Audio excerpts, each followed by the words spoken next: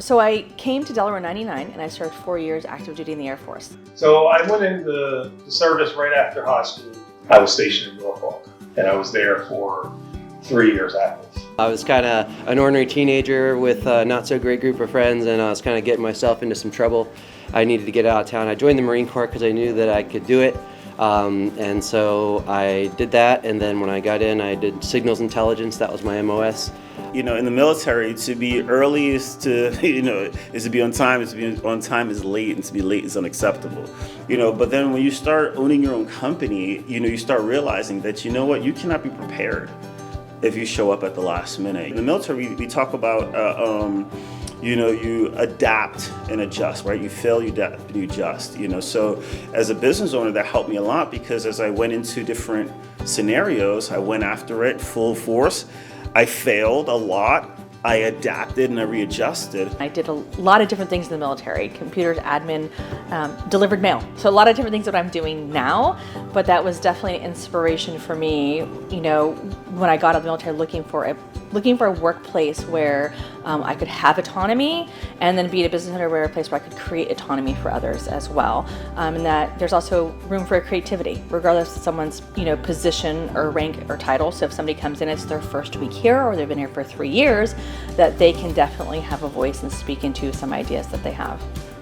In the Marine Corps, you kind of don't really know. They sort of teach you through boot camp that you don't really know what you're capable of and that you don't really know until you try. So starting a small business without having done so and not, having known everything that I needed to know was kind of worrisome, but having the confidence and a great business partner to just kind of like jump off the cliff and build the plane on the way down, I think was definitely something that I picked up while I was in the military. We would sit in the library and talk, and my vision was for Lifecycle to be a community hub. It's why we built literally a bar in the workshop. Pre-COVID, we had 5 stools here, and every day people would come here on their lunch break and hang out and talk. So in that regard, Lifecycle becoming a community hub did happen through our group rides and through our block parties that we put on here in the lot. And I really think that's possible because Milford is an embracing town and already had such a great foundation laid with how they support small businesses. I found a love for it early on designing houses. I just love designing anything because if you take something that's a figment of your imagination and it doesn't exist, and then you can put it on paper and you lay out a floor plan and an elevation or whatever, and then that house is on paper, and then 3, 4, 6 months or 10 months later, depending on the size of the home, it's something you can walk through.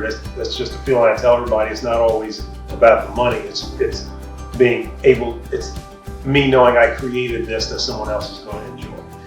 And what I've seen in the last maybe 8-10 years is this great blending of the military and the community. And the military is doing a lot of active things and having roles. I'm also an honorary commander to allow community leaders to see behind the scenes and then foster that conversation engagement, off military grounds. So when I engage with a civilian, so to speak, I can share with them what is it like and what the values are and what's important. So there's a great relationship right now between the community and Dover Air Force Base.